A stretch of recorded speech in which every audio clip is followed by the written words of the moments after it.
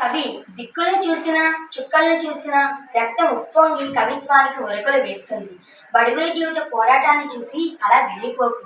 ఒక్కసారి ఆ పేదవారితో పలకరించి వారిలో ఉన్న నూతనోత్తేజాన్ని బయటికి తీసి వారి నూతనోత్తేజాలతో నింపు. అలా చేసి వారికి సారథిగా నువ్వు నిలబడాలి. ఓ కవి, విషయాన్ని ఆవేశంగా చెప్పగల సామర్థ్యం నీలో ఉంది కాబట్టి అటువంటి రచనా శక్తిని నీవు సొంతం చేసుకున్నావు. కాబట్టి స్వప్రయోజనం కోసం కాకుండా పరుల మేలు కోసం నీవు రచన చేయాలి. అలా చేసి అందరినీ పూనుకోవాలని నీ రచనతో చేయాలి. ఓ కవి, దుర్మార్గుల కుతంత్రాలతో ఎన్నో యుద్ధాలు జరిగాయి. అలాంటి యుద్ధాల వల్ల ఎందరో ప్రజలు కూడు గూడు లేకుండా మరణించారు. ఆ మరణానికి కారణం తిండి ఒకటే అని అనుకొని వాళ్ళని వదిలేయకు. వాళ్ళు చేసిన ధైర్య సాహసాలు మరియు వారు చూపిన త్యాగ ఫలాల గురించి రచన చేయాలని చెబుతున్నాను.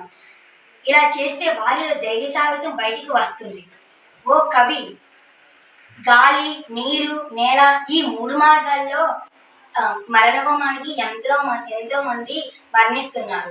చాలా మంది బలి అవుతున్నారు. కాబట్టి వారికి నువ్వు అండగా నిలవాలి. ప్రమాదం ఎప్పుడు ఏ రూపం నుంచి వస్తుందో, ఎటువంటి రూపంలో వస్తుందో స్పష్టంగా మనం చెప్పలేము.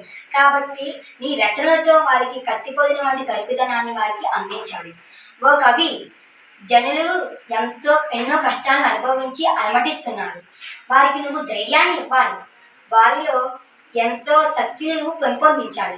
కాబట్టి కత్తిపోదిని కూడా మెత్తగా ఉండేదనిపించేటట్లు వారికి నువ్వు మాటలతో సన్నిధం చేయాలి.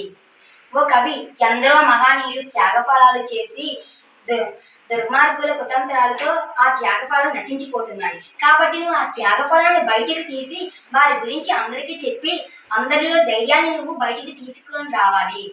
ఓ కవి, చాలా పనులు ఎన్నో కష్టాన్ని ఎదుర్కొని ఉన్న బడుగుల జీవితం కష్టాలతో అలమటిస్తుంది.